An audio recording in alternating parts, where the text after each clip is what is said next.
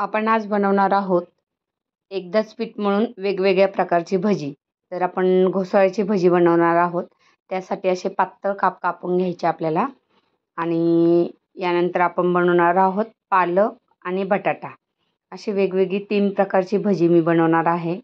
त्यासाठी आपल्याला एकदाच पीठ घालवायचं आहे.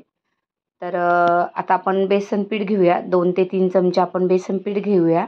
त्यामध्ये असा ओवा हातावर थोडासा असा चोळून घालायचा, म्हणजे ओव्याचा चांगला वास त्या पिठाला लागतो. त्यानंतर आलं आणि लसूणची पेस्ट घेऊया आणि 1 चमचा हळद घालूया. त्यानंतर 1 चमचा चवीपुरतं मीठ आणि 1 चमचा लाल तिखट. आता हे सर्व आपल्याला चांगलं मिक्स करून घ्यायचं आहे. तर थोडं थोडं पाणी घालून हे छान असं मिक्स करून घ्या.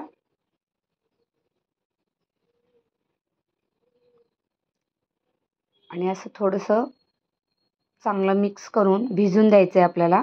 थोडंसं याच्यामध्ये चिमूटभर सोडा घालूया. आणि आता पीठ आपलं छान खलून झाले. तर पहिली आपण घोसाळ्याची भजी काढून घेऊया. घोसाळीची भजी मला फार आवडतात. अगदी लहानपणापासून मला घोसाळ्याची भजी आवडतात. त्यामुळे काहींना बटाट्याची आवडतात, काहींना पालकची आवडतात. घरात सगळ्यांची वेगवेगळी आवड आहे. त्यामुळे असं वेगवेगळी भजी आपण एकाच वेळेस काढतोय. आणि घोसाळं असं सीझनमध्ये एकदाच भेटतं. त्यामुळे घोसाळं आलं की त्याची भजी ही घरात बनलीच जातात. त्यामुळे आज ही अशी भज्यांची खास रेसिपी.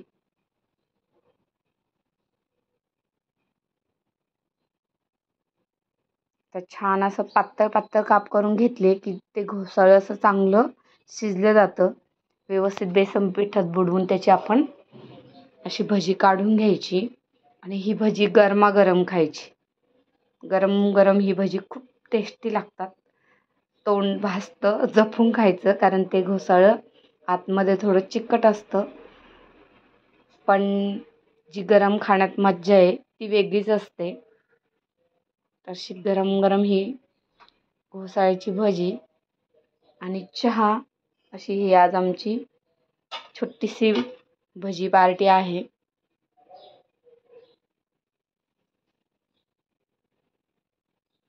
आता माझी अशी 2-3 घाणी घोसाळ्याची भजी झाली. आणि त्यानंतर मग पालकची भजी आणि नंतर एक बटाटाची भजी. छान अशी लालसर होईपर्यंत फ्राय करायची, म्हणजे छान असे कडक कुरकुरीत लागतात. कारण आतला भाग याचा असा मऊ गुळगुळीत होतो शिजून, पण वरचा भाग कुरकुरीत राहतो. मग टेस्टही खूप छान लागते.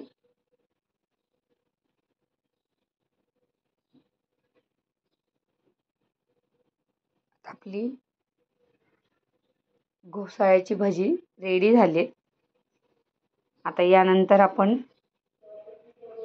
पालकची भजी करणार आहोत. तर त्यासाठी मी पालक स्वच्छ धुवून त्याला आपण निथळून घेतलेला आहे. आणि पालकचं एक पान आपल्याला असं बुडून मग ते फ्राय करून घ्यायचं आहे. आता हा घाणाही माझा तळून झालेला आहे. आता आपण ही भजी काढून घेऊया. मस्त लाल झाली आहेत, पाहू शकता. छान अशी गरमागरम भजी.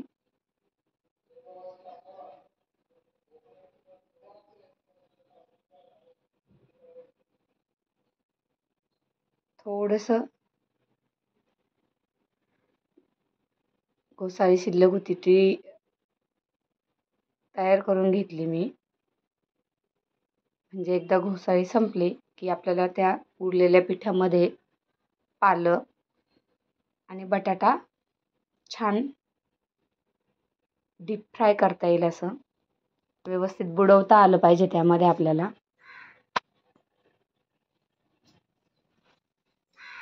अशा प्रकारे आता माझी पूर्ण घोसाळ्याची भजी करून झाली. याच पद्धतीने तुम्ही पनीर, कांदा, तेही वापरून वेगवेगळी भजी करू शकता. आपण हॉटेलमध्ये गेलो तर मिक्स भजीची डिश मागितली की आपल्याला असे सर्व प्रकारची भजी मिळतात.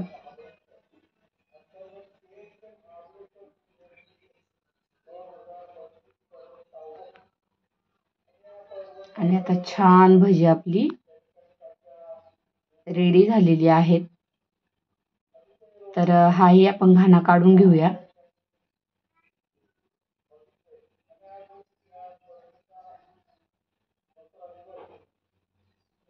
फार सुंदर कलर आलाय.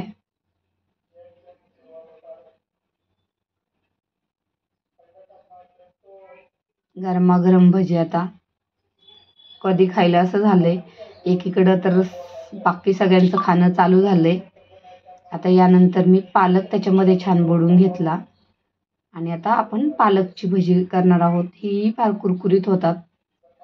असं एक एक फार एकदम जाड पण नाही लावायचं. थोडंसं असं पिठामध्ये बुडवून घ्यायचं आणि एक एक करून असं सोडायचंय.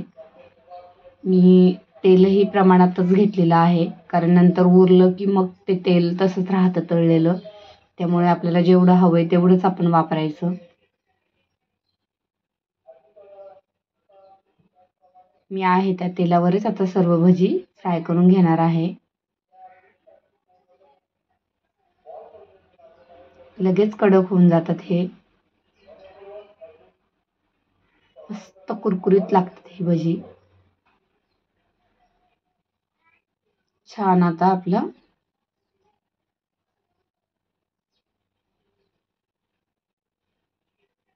पालकची ही भजी अशी मी तयार करून घेतली.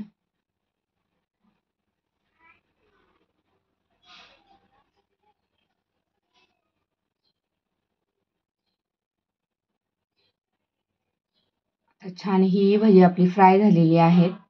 आता आपण ही काढून घेऊया.